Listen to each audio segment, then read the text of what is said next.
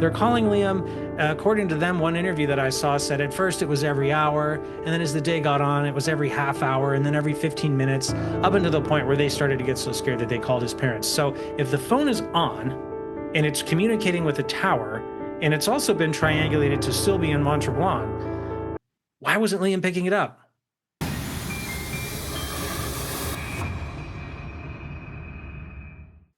Hi, everybody. Welcome back to True Crime Unsolved. I'm Miles Reef. I'm here as always with my buddy Sean Cahill. This is the place where we tackle the stories that the TV networks won't touch. Unsolved homicides, missing persons cases, stories without an ending. Sean, what are we getting into today?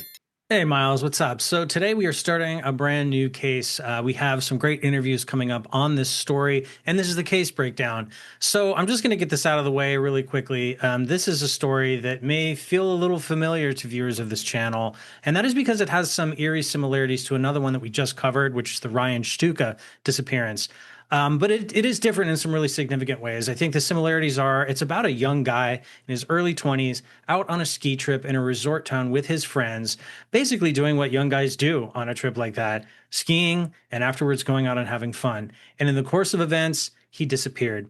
This young man's name is Liam Toman, and by all accounts, he was a really great, clean-cut, pretty wholesome young guy who has no business sort of going missing. And you guys know what I mean by that. In other words, there was no obvious trouble points in his life. He was not a criminal. He was not into drugs. He didn't have a lot of debt. We'll go into all more of this later. But what really makes this mysterious is that he was just a nice young kid out on a skiing weekend with his friends, and he vanished basically into thin air. So let's talk a little bit about who he was. And we're just going to take you, like we usually do, through the story, beat by beat, moment by moment, after we sort of introduce a little bit more about Liam and his background so you can understand where this young man came from and what he was doing there. So, Miles, maybe you could start there for us. Absolutely. So Liam was from Whitby, Ontario. At the time of his disappearance, he was 22 years old. He had recently finished college, or he had studied, I believe it was like electrical engineering. And he had been working a sort of like a kind of outdoorsy job, that like a person who was still in school would be working. And he was about to start looking for a job in the field that he had studied. So this was a man who was like on the verge of like really really sort of kickstarting his career, so to speak. When Liam went missing, he was actually on a skiing trip with two buddies, one of whom was a very old friend of his, and one of whom was like a newer friend. So you could say that this trip that he was on, and this is also coming from having spoken to his both of his parents and his stepmother, this was kind of like a kind of last hurrah before sort of putting his foot into the real job market and starting his journey into adulthood, for lack of a better way of saying that. From all accounts, there was nothing going on with Liam that was negative in any way. He was, in good spirits. He was not a person who was prone to depression or anything. He was a very upbeat kid, very friendly, really into sports, really into music. Just kind of a normal guy who was going off for a fun-filled, weekend. Young men in their 20s going out to have a good time. Probably, do some skiing, do some drinking at night, do some skiing in the day. I think things that a lot of people have experienced. That's kind of a rough sketch of who Liam was at this point in his life and what he was doing when he went on this trip. Yeah, right on. And what's interesting is that Liam was a really experienced skier. This is something that he took very seriously. His family told us that they took lots of ski trips when he was a kid and also when he was an adult. So it was not necessarily what some people might leap to at first, which is sort of like, oh, fish out of water and it's sort of a wilderness sport. Maybe that has something to do with it. The other thing about this disappearance that's interesting is it didn't take place on the ski slopes. It took place in the middle of town. There's a really cute little ski town. It's called Mont-Tremblant. Um, Forgive me if I'm pronouncing that wrong. It's in French. This all takes place in Quebec, so I'm really bad with my French pronunciation, but I believe it's called Mont-Tremblant. And this is basically what you would imagine in any ski town, right? Like Mammoth or Tahoe or any of the, myriad of ski towns around the world you guys can all picture. It's snowy. There's little cute bars where people go after skiing and have drinks. There's a lot of young people there because that's what young people do, is they go take trips with their friends like Liam was doing and have fun. And so that's what this is all about. So basically, Liam and his two friends, Colin and Kyle are their names, drove about 5.5 hours from Ontario, where they lived, to Mont-Tremblant. It got there on a Friday.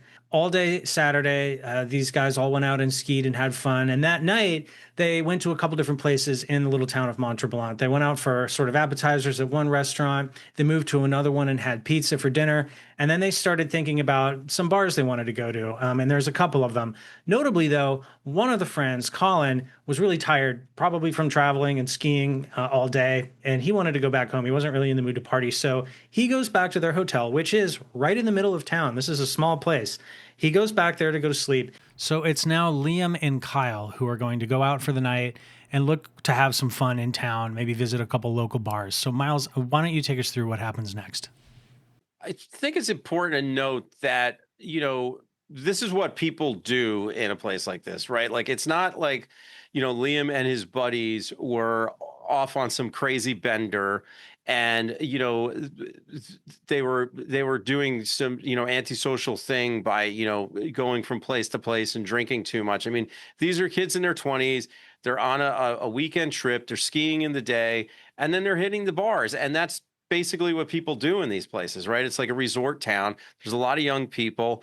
They ski hard all day and then they drink at night, and that's kind of what it is, And I think there's actually a phrase for it that's used in French Canada that's called après-ski, which is something that Sean and I have heard over and over again while we've been interviewing people, which is kind of like after skiing, right? So the place where the Liam and his friend Kyle end up is actually called Le Petit Caribou, and it is known as an après-ski kind of place, right? This is a place where all the people who have been skiing all day end up, partying at night, right? So they don't even get there until midnight, okay?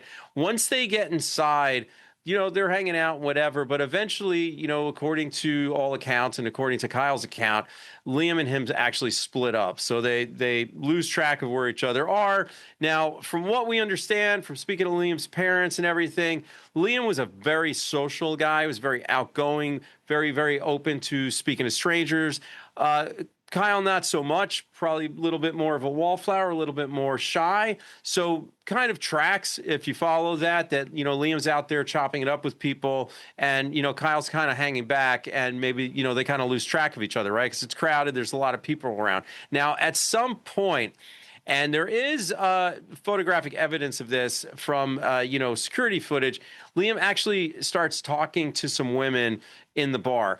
And at some point, while he's talking to those women, he does have a kind of confrontation with a man named Olivier, who actually is a guy who manages another local bar. Now, according to interviews that were conducted with Olivier, because he was obviously seen on the footage, he actually says to Liam that, hey, these women are spoken for.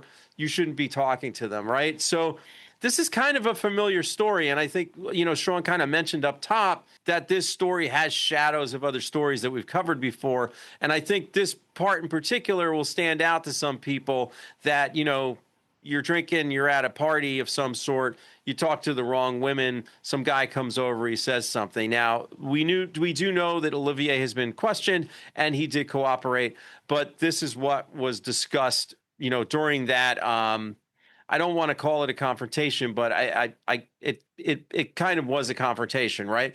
So while this exchange is going on between Liam and Olivier, Liam has his phone out, and it's sort of not really clear why, but you do notice in the footage that Liam does have his phone, okay? And it's something to kind of think about and, just let's stick a pin in that. And I think we can, maybe go back to that later when we start kind of trying to hash out what may have happened here, right? So Olivier later tells people, including reporters that he spoke to, that the conversation was fairly calm and there really was no pushback from Liam. Liam was kind of cool about it, and there wasn't a problem. Like, he was talking to the wrong girls. Okay, everything's fine. But Olivier is the only one who was actually given accounting of it. So we're kind of have to take his word on it right now. It is worth noting, and you guys will see this as we start posting these other videos that we did, these long form interviews that we did with Liam's family.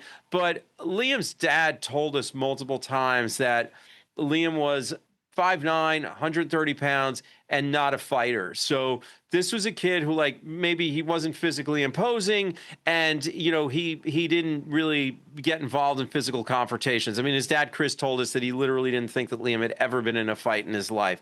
So he's probably wasn't the person that, if he's chatting up some girls and some guy comes over and says, hey man, you shouldn't be talking to them, that he's going to push the issue, right? So it tracks as far as what we know about Liam's personality. So Kyle later says that about an hour passed of them being separated from each other, right? And then he really didn't see Liam for an hour. And then the place started clearing out. So he texts Liam, he asks him where he is. He doesn't hear back from Liam. Kyle leaves. He goes back to the hotel room that the three boys are sharing. Yeah, it's an interesting encounter that takes place in there that I think is the kind of thing that happens all the time, right? Like, especially in these tourist areas of beach towns, mountain towns, anywhere where there's a mixture of locals and tourists. Some people come to have fun, they have some drinks, and they start talking to people. And the locals are like, hey, man, like, this isn't actually that kind of a bar. These aren't those kind of girls. So, that being said, Kyle, like Miles mentioned, goes back to the hotel room, and now Liam is alone in Le Petit Caribou. And we're not really sure if he's aware of that. I think it's kind of a big bar. There were a lot of people there. And Kyle, was probably tired, had been drinking, couldn't find Liam, and made the decision, I'm going to go back to the hotel. What I want you guys to realize, too, and we'll put up a map, Le Petit Caribou is literally 1 block from their hotel. It's almost as though he was just going to go next door and go to bed. So it wasn't like these guys were halfway across New York at some bar from the place they were staying, and they had to, like, the movie The Warriors, like, find their way across this vast city to get home together. They were a block away. I don't think Kyle thought there was going to be anything wrong with, him just going to bed. He figured his buddy would probably do the same thing when he's ready. Now, obviously, we're sitting here talking because that turns out not to be quite true, and we're going to get into that right now. So Liam stays at Le Petit Caribou, kind of drinking by himself at the bar. He's on camera. We can see him just sort of sitting there looking around all the way until closing time. What we've never been able to figure out, and what really intrigued his parents, and you'll see in their interviews, is that they're not sure what he was doing there. Was he waiting for somebody? Was he waiting for a specific time? They had a whole day of skiing left the next day, and the slopes close at 4 p.m. So to be out till 3, there seemed like there might have been a purpose for it, is what his dad said. Obviously, we don't know. Nothing ever really materialized that would tell us for sure if Liam thought he was going to meet somebody, or maybe thought his friends were going to come back, or whatever that was about. But he does stay all the way until 3 a.m., at which point the lights start coming on in this place and the bar is closing. It's closing time. There's one more, a little strange interaction that happens with Liam here before he leaves. He's talking to a bartender. She's kind of, cleaning up, doing her thing, and she asks him, like, not to touch this little stack of glasses. And Liam kind of jokingly, like, pretends like he's going to go for it. He doesn't really. I think he's just kind of having fun. And she makes a little hand motion, and a bouncer immediately comes and grabs him from behind and brings him out to the street. Now, his family was really clear with us, everybody that we talked to, that the video of this sort of removal seemed way over aggressive to them, like above and beyond what was necessary to remove a 135-pound, 22-year-old guy from a bar. But nevertheless, that's what happened. And look, some bars are rougher than others. We all know this. But it seemed odd, like it stuck out to everybody. Now, outside the bar, we're told Liam is cool with the guy that kicked him out. They actually fist bump and make good. Again, this is all coming from other people because we've never heard this version of events from Liam. After talking to some people for a couple minutes, Liam ultimately leaves and heads back towards his hotel. We have him on multiple cameras and we can see how he's dressed. It's very cold out there, like really, really cold. He's in a jacket. He's got gloves. He's got a hat.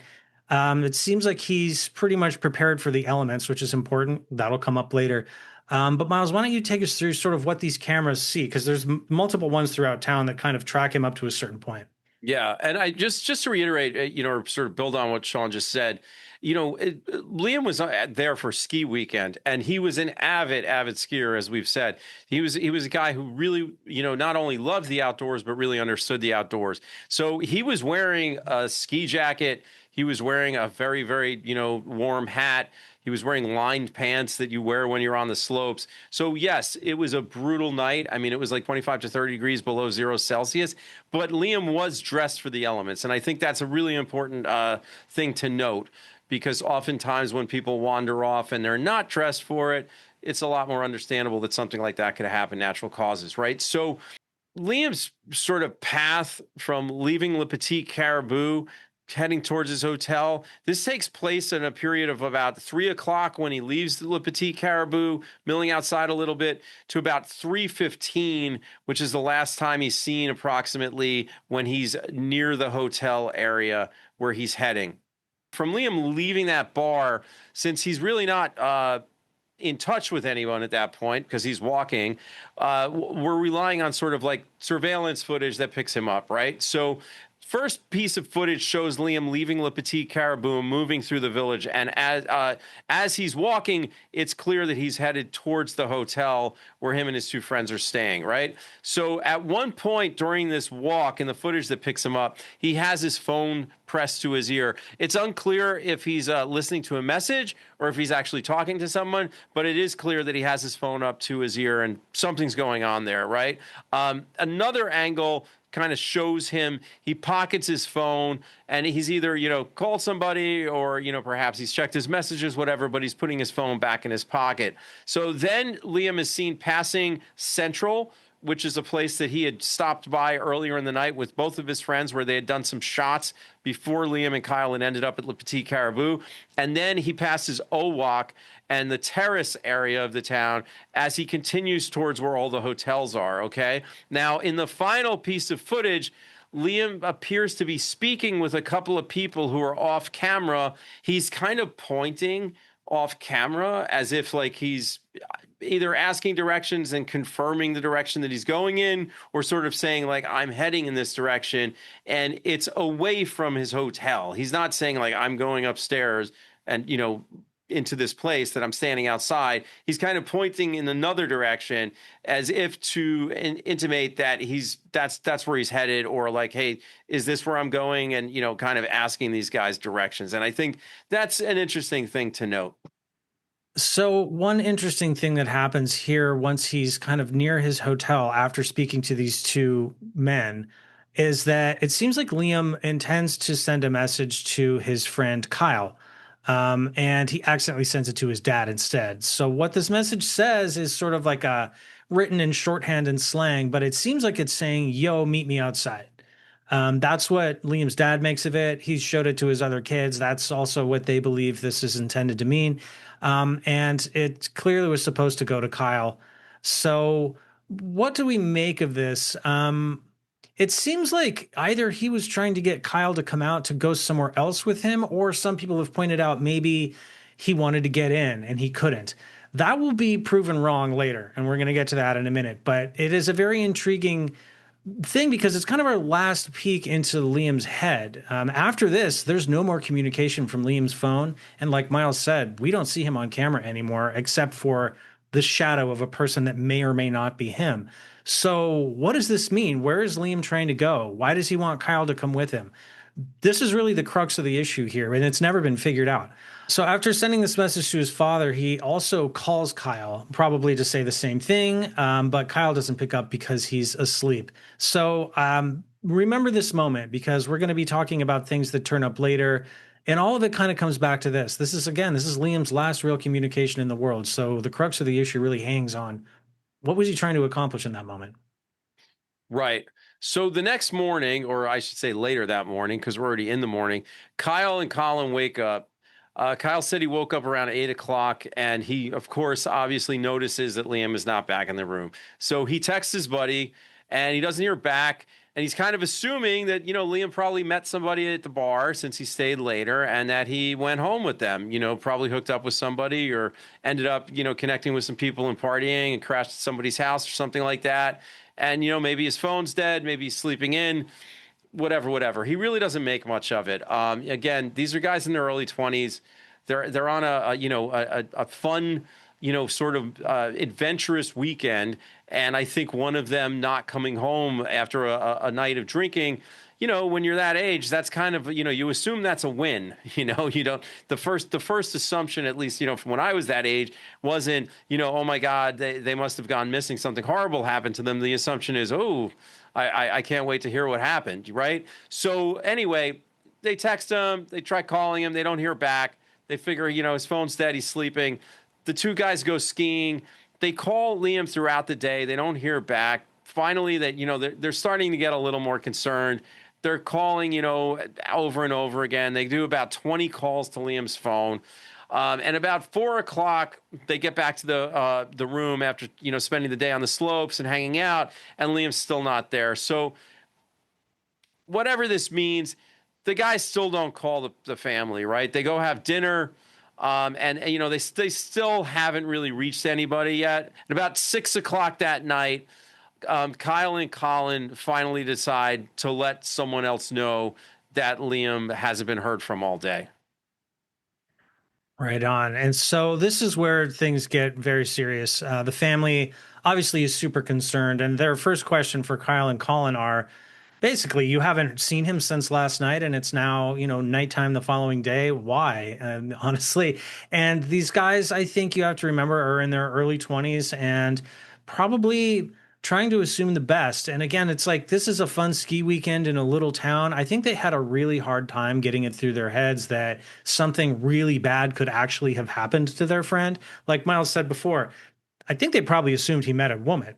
But of course, that's not what Liam's family thinks when they're hearing this at 6 p.m. the next day. They're wondering, why haven't you talked to the police? And that's exactly what they ask these young guys to go do. Please go to the police station, file a report. We're going to come there immediately. So after talking to the friends, Liam's family, his parents, and some siblings all decide to go to Mont-Tremblant. They're going to make this long drive because they are super concerned. And it's, about 6 hour drive. When they all get there, they touch base with authorities. The police report has already been started because of the friends. And immediately, it seems like the police here are thinking this is possibly an accident, right? This young man was drinking. He could have been really intoxicated. Maybe he wandered off and succumbed to, hypothermia or something like that. Because honestly, in a small ski town, that is usually kind of the more likely culprit when someone goes missing rather than something nefarious. People automatically go to, like Miles said, 25 degrees below zero. Well, that might be at play here. So what they do is they organize an enormous search immediately. There's helicopters, horses, ATVs, locals, and volunteers. Everybody is involved in this, and it goes on for 12 days while the family is there, looking everywhere they can, checking snowbanks, bodies of water, forests, like everywhere you would look to think maybe Liam somehow got turned around and went in the wrong direction, fell into something, maybe hit his head and was buried by snow. There's a million different scenarios that you can see in a situation like this. But after 12 days, still no sign of Liam, nothing. And Miles, why don't you take it from here? Because the story only gets a little stranger as we continue. Right. Well, I think, this is a good place to kind of pause and, sort of, look at what we've got, right? So 12-day search. Obviously, there's video evidence. We kind of know the kid's route. Like, we know which way Liam went. We know where he was. We kind of know where he ended up because that's where he was sending his last text from, right? And we, it's a pretty contained area. We know, that he was, kind of near that hotel. When he was calling his friends, we saw him on the video talking to those people who were off camera. So the first question, obviously, is, did Liam get lost and die of exposure? Now, that kind of seems like the obvious thing here, right? Like, he's been drinking, he's a young guy, he's not from the area, he's staying at a hotel, he's been partying, maybe he's disoriented, he goes the wrong way, whatever. But the thing is that, he was outside his hotel. We know that, right? So he didn't re-enter the hotel, though. So maybe the question is, where did he go? We don't know. But the thing is that he was close to the village. He was close to the hotel, and searches in the surrounding area that were done, as Sean said, for 12 days immediately after his disappearance there's nothing found, not a trace, nothing, no. There's no clothing found. There's no, personal items. There's absolutely no trace of Liam found, right? And there's also this strange idea that like he walked around the side of the hotel towards the sort of back like loading dock area, which several people, including Liam's mom Kathleen, have mentioned that it seems a little strange that he would do that. Now, then things are kind of quiet after the search. The search goes on for 12 days, and then there's no real new developments until March 22nd. So Liam goes missing on February 2nd. March 22nd, almost 2 months later, right? Liam's wallet is found. Now, obviously, the snow is starting to melt at this point, which is an interesting thing to note. But an employee from the resort finds Liam's wallet, and it's found not too far from his hotel. Now, this is really important. Inside his wallet, his ID is still there. His hotel access key card is inside his wallet. Now, from what we understand, Liam did have cash inside his wallet, and his cash is gone. So his wallet's been empty to some extent. But I think it's important to note that his ID is there, and the key to his hotel is in his wallet. And I think this is important to note because, as you guys know, because we just told you a little bit ago, the last text that Liam sent to his buddy Kyle was, "Yo, meet me downstairs. I'm outside," or something along those lines. So he wasn't saying, "Come down and open the door." It wasn't an Airbnb and he couldn't get in. It wasn't his friend's house. It was a hotel to which he had the card in his wallet, but he was saying, "Yo, come downstairs and meet me." Now, perhaps he forgot that he had the card in his pocket because he was, he'd been drinking and he was like, "Yo, I'm outside, come down." Who knows? But I think that it's worth noting that. So this doesn't really prove anything, right? Finding the wallet, it's a great piece of evidence. It's great to find it. It could have been hidden in the snow. And as I said, March 22nd, the snow's starting to melt. So it's very possible that at that point, something that Liam had actually like accidentally dropped, or perhaps, something had happened and he had to take his wallet out of his pocket and it fell and whatever, but it is found, right? So it's found in that area near the hotel. So I think it's an important enough discovery that the police kind of renew the search at this point, and they decide to focus on a sort of wetland area that's near where the wallet was found, which is near that hotel where Liam and Kyle and Colin had been staying. Right. I think the wallet is a really big deal. It's just strange because his family tells us that Liam sort of famously was paranoid about losing his wallet, and he actually always kept it in a zipped pocket. Like he, lived in a place of the world where a lot of the pants and things that you wear are kind of outdoorsy, and they had zippers on them, and he famously kept it in a zippered compartment. So when the family learned about his wallet being found, they were super concerned. I haven't read any statements, Miles, I don't know about you, from the police about what they think this could mean, but it's very interesting that that wallet was out of his clothing, where, like you said, none of his clothing was found, and also the fact that it was found a month and a half after his disappearance, basically right outside the hotel. Very, very odd.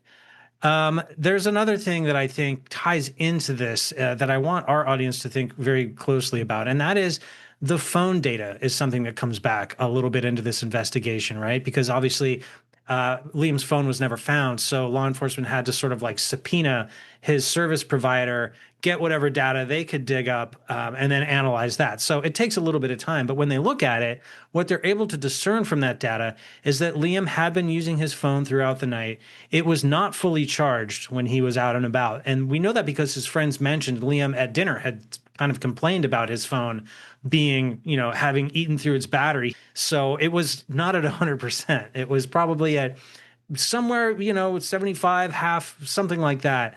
And yet this phone is alive and talking to the tower until 6:24 p.m. the following day on Sunday. So this is actually right around the time his friends are calling Liam's family. It had been an entire day. So just follow this through with me. Most of you probably have cell phones, right? If your phone is at, let's call it 60% to be conservative, and you're out at a bar hanging out at midnight to 3 in the morning, and then you're texting and calling, and it's 25 degrees below zero outside. What do you think the odds are that if that phone never makes it to a charger or back inside of a building, that it's going to be still working and with a battery the next day at 6:30? I think it's almost zero, right? It's hard to imagine. So either that phone seems like it might have been plugged in at some point, or at least made it to a warmer environment, because cold, especially that cold, zaps batteries quickly. So this is a big mystery. Why was that wallet found there a month and a half later? Why was the money missing? Why wasn't it anywhere near any of other Liam's belongings? And how come that phone was alive for so long when we know that it wasn't fully charged when he was walking around on video the last time that he was seen? Um, the police are able to get into some of his messages because his phone is connected to his iPad, which was in the hotel. And they're able to kind of look around, and they're trying to figure out if they can see any communications that are, red flags, worrying, and they just don't see anything. There's also no bank activity that they could detect in any of his banking or social media. So, in other words, he wasn't like on Instagram on his phone sometime the next day. So it's weird, because the last thing I'll say about it is, remember, we're talking about that whole day where his friends are worried where he is. They're calling Liam. They're calling Liam. According to them, one interview that I saw said at first it was every hour. And then as the day got on, it was every half hour, and then every 15 minutes, up until the point where they started to get so scared that they called his parents. So if the phone is on and it's communicating with a tower, and it's also been triangulated to still be in Mont-Tremblant, why wasn't Liam picking it up? Here at True Crime Unsolved, Sean and I we don't try to point fingers at anybody, and we don't try to call people out unless it's sort of a repeated pattern of behavior. I think there's definitely been some law enforcement agencies that we've tried to communicate with that have been, spoken a certain way by people over and over again, and we've tried to get public statements from, or someone to give us an interview that we haven't heard from, that we've sort of like publicly speculated about, for sure.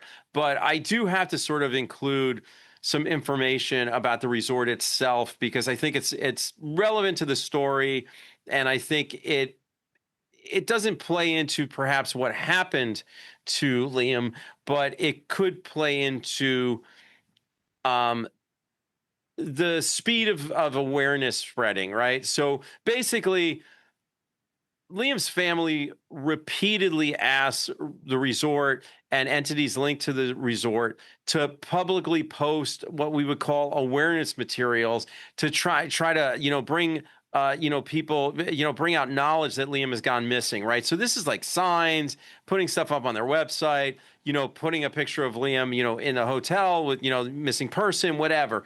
They're turned down. It seems like, from speaking to the family, the resort didn't want the bad publicity, and they kind of like, didn't really want to help, with raising awareness that Liam had gone missing. Now, a local worker has been quoted as saying that an internal email sent within the resort business, they were told not to initiate proactive communication with clientele about the disappearance. Again, that's word of mouth. That's from someone's sort of personal recollection, and a statement that someone made, but that is information that's out there. So I think it's important that we share that. I don't have the internal email. Perhaps one of you guys watching will send it to us, and we will be able to do it in a follow-up video, because I do think we'll probably be doing a sort of a suspect in theory video, as we like to call them, on this case, because it is really intriguing, and I think there's a lot to think about. But obviously, there's criticism from the family, there's criticism from locals that, the management of the image of the resort sort of becomes the priority over helping spread awareness that this young man has gone missing. And the argument is this, right? If more people who had been coming to the resort had been made aware very quickly that this young man had gone missing, then perhaps someone would have come forward with a useful piece of information. And the thought being that this is a sort of transient place, transient in the fact that this is somewhere where people come to go on vacations, right? This is a resort. People are coming in for a few days, maybe a week. They're skiing, they're partying, they're leaving. So if they were there at the same time as Liam, and they were still there, and it immediately the awareness that this kid had gone missing had been spread throughout the resort. Perhaps someone who had been there at the same time and had seen something weird, but not known what they were seeing, because oftentimes that's what happens. You guys know this, oh, I remember that night. I saw that person and he was talking to this person, right? And then that leads to something. But because nobody was sort of made aware that Liam had gone missing, a lot of these people who were there at the same time as him, they move on. They don't live there, so they don't know what's going on. They're not necessarily like going up there, on a regular basis. So, Kathleen and her family are there knocking on doors, putting up signs, but maybe it's too late. And the belief is that, maybe if the resort had had a quicker response and been willing to sort of like not worry about what the effect that a missing person might have had on business, and just, sort of like had the families back and tried to like help them find their kid, maybe someone would have come forward with some information right away. Yeah, well said. And I think that takes us to an interesting point here, which is that we're really still not sure what this is. It's been treated initially as this, like we said, sort of an accident, maybe like a natural thing where somebody wandered off and it was exposed to the elements and passed away. And that's sort of evolved into a potential what would you say? Maybe a kidnapping, maybe a homicide, maybe the covering up of an accident. Someone hit him with a car or something like that. We just don't know. And so I think it's important for us as we start to have these conversations in the community here to just be careful how we talk about it. I know that like Heather Stuka has been really vocal on her son's case about how harmful some of the crazier theories have been to that case, and people calling her or leaving messages on the Facebook with all kinds of like heinous stuff about Ryan or what they think may have happened. And I think that that applies here too. I mean, just watching the news coverage that the Canadian show The Fifth Estate did of this, it seems like the family is trying to be as fact driven as possible, and they want the public's help, but I don't think that they want sensationalization. Like we know for a fact that Liam was not depressed, right? That's something that the family told us, and it's very important to them to know that this is not a case where a young man wandered off and took his own life. He was in a great spot by all accounts. Everyone who knew him and was in his life at that point confirms that Liam was happy. He had a lot of good stuff going on in his life. So that's something I think we can put to the side. What remains on the table is really just who could he have possibly interacted with, right? It seems like he had somewhere to go. It seems like, as his family said, Liam was walking with purpose when he left Le Petit Caribou. When he encountered those men, he was looking for directions, it seems like, and he wanted his friend to come with him somewhere. He didn't say where and he didn't say why. It could have been any number of reasons. If Liam was scared at that moment, it stands to reason maybe he would have chosen to go up into his room. So something interesting must have been pulling him past his hotel and into the night where he disappears. So the one thing that's interesting is that the investigators themselves have never really come out and stated publicly one way or another what they believe. They've never said, "Okay, we are now officially treating this as a homicide case, or we're officially treating this as a foul play case, or kidnapping, or anything like that." They have been kind of quiet about it. I think behind the scenes, they've given some intimation to people involved, like the family, that they are leaning in the direction of someone else knowing something, maybe potentially other people being involved in whatever happened. But again, even that can mean a lot of different things, right? Like, again, not to keep going back to Ryan Stuka, a lot of people on that case brought up maybe somebody hit that young man with a car and got scared and covered it up. Anything like that could have happened here too. One interesting difference, I guess, between the two of them is that Ryan kind of disappeared in a very rural, suburban area of a ski town, like very residential and quiet, with long, empty roads where a drunk person maybe could do something like that. Liam disappeared in the middle of a little tiny downtown city center with a lot of people. Not a lot, but there was people out that night. There was people he ran into on the one block walk to his hotel. Um, What's frustrating, Miles, I think, is the lack of camera coverage. The family talked to us about that a little bit. The fact that we're able to see him so far, but then the cameras kind of drop off and we have no idea what happened. But with all the evidence we have, I'm curious, like, what do you think? What are we missing here, Miles? I mean, like, what could move this forward at this point? What do we need? I think it's like with any case of this sort, right? It depends on what happened. Like what can move this forward depends on what transpired.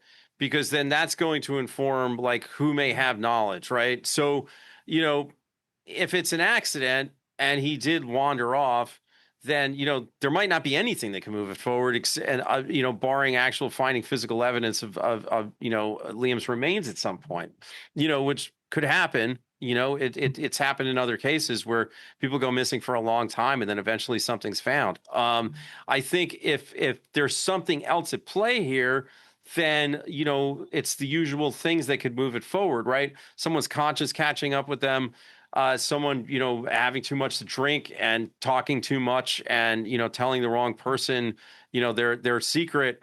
The various things that can happen when there's foul play and the story hasn't gone out, right? And I do think that for me personally at this point, having studied this case, having spoken to multiple people who are deeply involved with it, I don't think this is a simple kid walks off into the dark on a cold night and dies of hypothermia. I personally don't think that's what we're looking at here.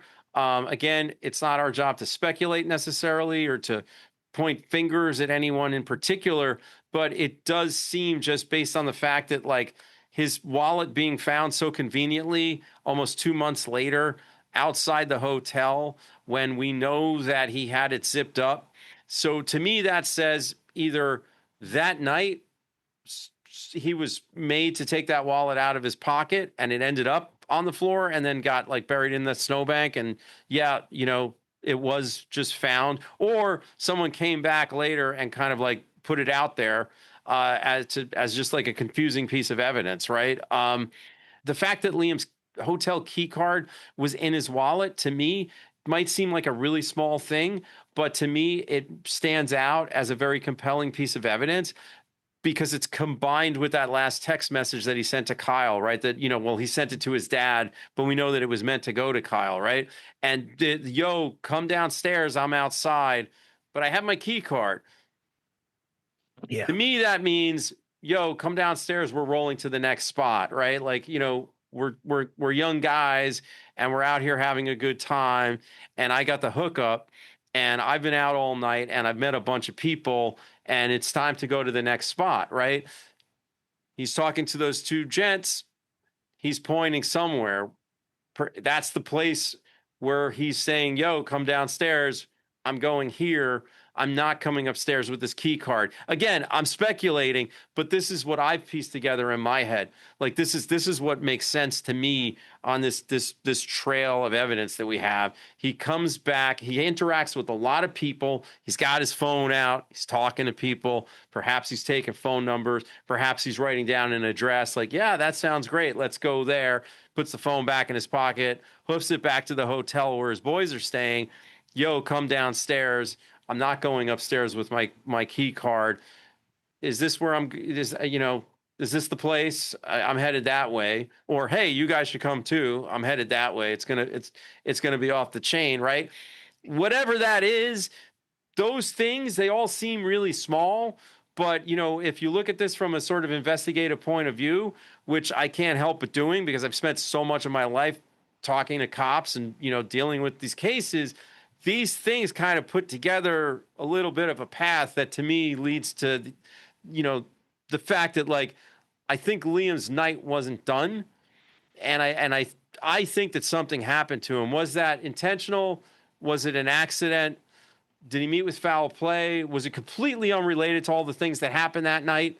And it was just, robbery gone wrong, whatever. I think that something happened to Liam. And I think that wherever he is, it's probably not in the wilderness surrounding this resort.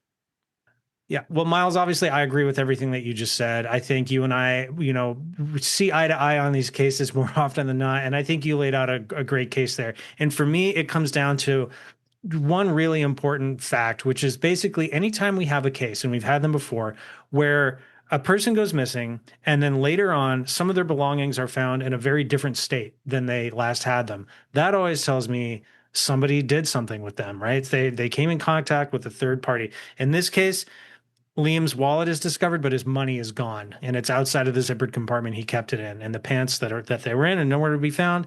And his phone is mysteriously able to hold a charge for 15 hours into the next day when we know that it was running out of battery when he last had it. So that tells me somebody else probably had that phone, because if it was Liam, he would have picked up the calls from his friends, right? I think this is a hard one for me, just like you said, to fathom being an accident or a young man walking off into the wilderness and expiring. I just don't see it.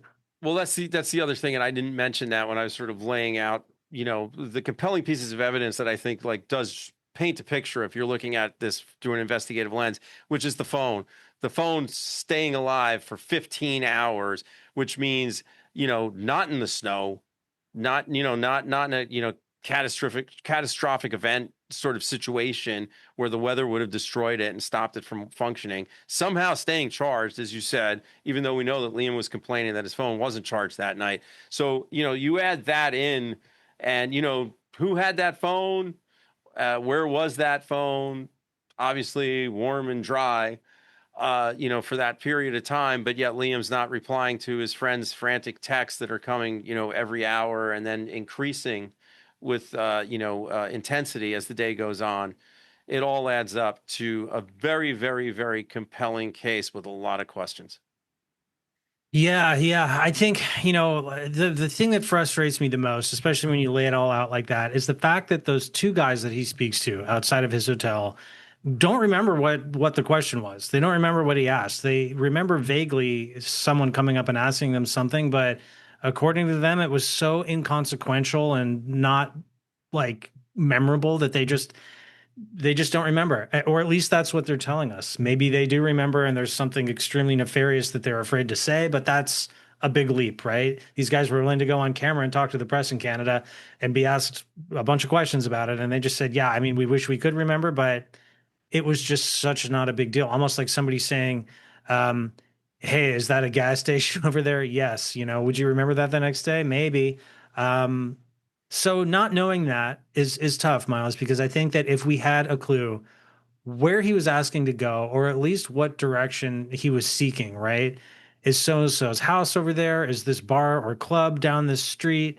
Is this the particular street I'm trying to go to? Like, whatever it was, we might have a clue where he wanted to go.